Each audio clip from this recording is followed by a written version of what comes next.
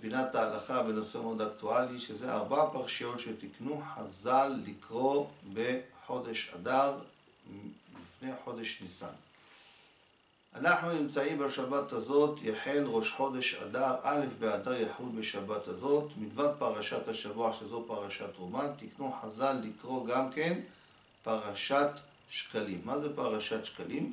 בזמן שבית המקדש היה קיים, ציוותה התורה שהחל מחודש ניסן צריכים להביא עבור הקורבנות ציבור, שזה קורבנות התמיד שהם מקריבים בכל יום 2 כבשים, אחד בבוקר, אחד בין הערביים, וכן כל קורבנות מוסף שהם מקריבים בשבתות, בחגים, שצריך לקנות את הכבשים האלה מתרומה חדשה. בכל שנה ושנה עם ישראל, החל מראש חודש ניסן, היו מחויבים להביא, שיהיה בתוך הקופה של חודש של בית המקדש, יש שם כסף חדש, ומזה צריכים לקנות קורבנות עבור כל השנה כולה עד ראש חודש ניסן הבא. כיוון שהתורה ציוותה שבכל שנה ושנה צריך להביא קורבנות מכסף חדש. עכשיו, בשביל להביא את הכסף החדש הזה, עם ישראל היו צריכים להביא את הכסף הזה החל מראש חודש ניסן, אבל כבר בראש חודש אדר היו בדין מכריזים על השקלים והם מודיעים לעם ישראל שהתכוננו, כל אחד ואחד צריך להביא את השקלים לצורך קניית הקורבנות עבור בית המקדש. אז זה אמרה תורה, זאת עולת חודש בחודשו לחודשי השנה. מה פירוש לחודשי השנה? צריך להביא קורבנות חדשים.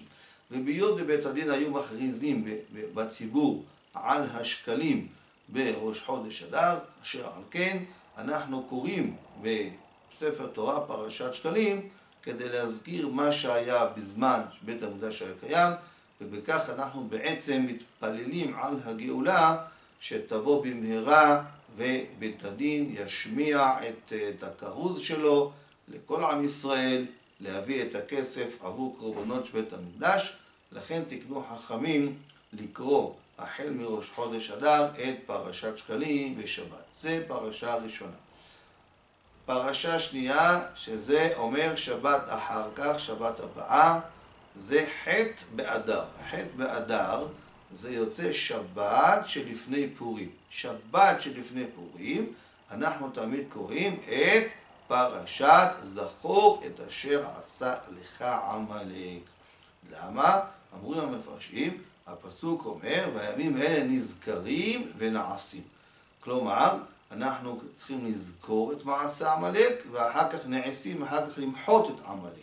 והיות במגילה מסופר על מחיית זכרו של עמלק, שזה היה המן הרשע, המן האגגי, שהוא היה מזרע עמלק, והוא נמחה, הקדוש ברוך הוא שלח סעתא דשמיא גדולה, ותלו אותו ובניו על העץ גבוה, 50 אמה. אז ביות והתקיים ביום פורים מחייתו של עמלק, אז שבת שלפני פורים אנחנו קוראים את זכור את אשר עשה לך עמלק, לזכור את מעשה עמלק.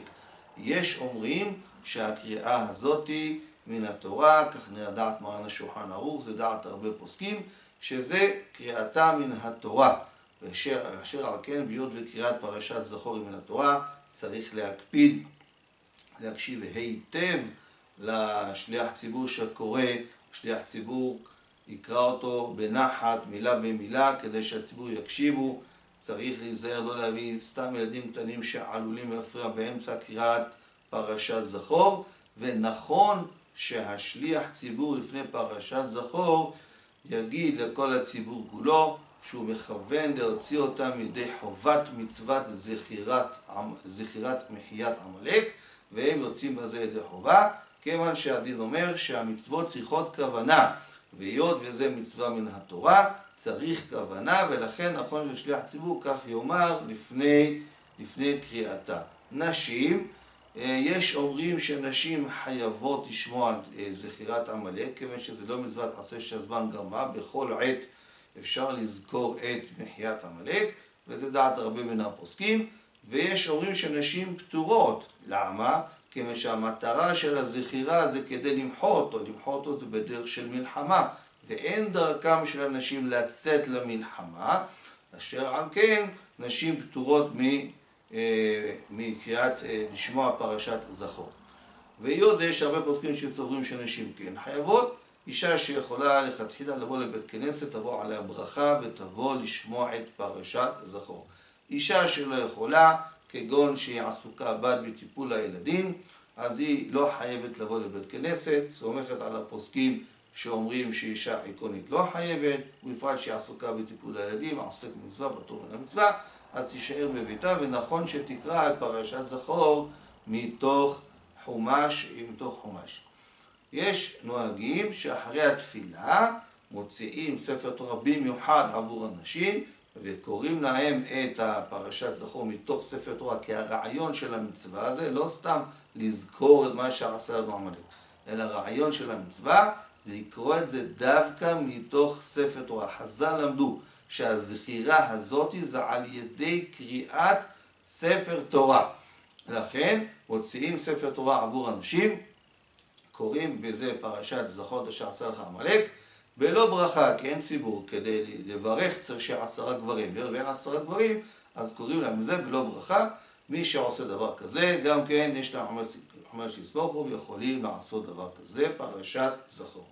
אחר כך, שבת ט"ו באדר, ט"ו באדר, עושים הפסקה, לא קוראים שום דבר, ואחר כך כ"ב באדר, שזה למעשה שבת שלפני היום האחרון של חודש ניסן, מוציאים ספר תורה וקוראים, חוץ מפרשת השבוע, קוראים פרשת פרה אדומה. ולמה קוראים פרשת פרה אדומה? כי שבזמן שהיו עם ישראל במדבר, היו שורפים כבר את הפרה לפני חודש ניסן, כדי להכין את האפר שלה, שיהיה מוכן כבר בתחילת חודש ניסן, כדי להכין את עם ישראל לקראת חג הפסח ולטהר את מי שהוא טמא, כי מי שהוא טמא לא יכול לבוא לבית המקדש ולהקריב קורבן, כי הוא טמא, אסור לו, זה איסור גמור. לכן היו זורקים מי שהוא טמא את האפר פרה אדומה כדי לתאר אותו, וזה היה מוכן כבר בחודש ניסן. אז בהיות ולפני החודש, בתחילת החודש כבר היו שורפים את הפרה. אשר על כן גם אנחנו קוראים את פרשת פרה אדומה, שבת שלפני פרשת החודש הזה לכם, ראש חודשים. זה כ"ב באדר. אחר כך אנחנו מגיעים שבת האחרונה של חודש אדר, זה כ"ט באדר. כ"ט באדר יחול ביום שבת, שאז זה יום ממש ערב ראש חודש ניסן, אנחנו קוראים חוץ מפרשת השבוע, קוראים פרשת החודש הזה לכם ראש חודשים, שיש עניין לקדש את החודש הזה, שיש עניין שהחודש הזה יהיה מקודש, כי זה חודש חשוב מאוד לעם ישראל, וכמובן בזה אנחנו בעצם מקדשים את החודש, ומלבד מה שאנחנו קוראים את ההפטרה של פרשת החודש הזה לכם ראש חודשים, קוראים גם כן פסוק ראשון ואחרון של הפטרת מחר החודש, כיוון שזה גם כן ערב ראש חודש ניסן.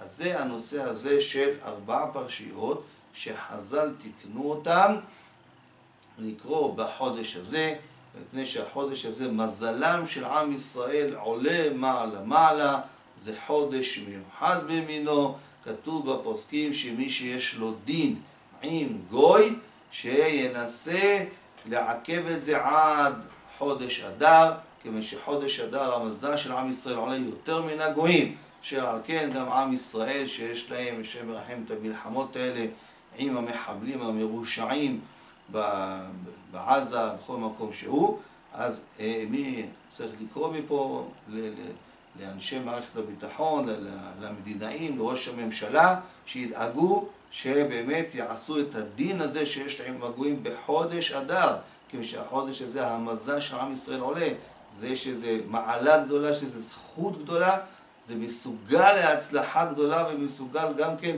לרומם את המזל של עם ישראל ולהפיל את מזלם של הגויים המרושעים. ולכן הנכון הוא אם באמת הם יוכלו להשכיל ולהבין שהחודש הזה מזלה של עם ישראל עולה, יוכלו לעשות את הדין שיש להם בגויים בחודש הזה, חודש אדר, כי המזל של עם ישראל הוא עולה, ונזכה בזכות זה לגאולה שלמה והקרובה במהרה בימינו, אמן.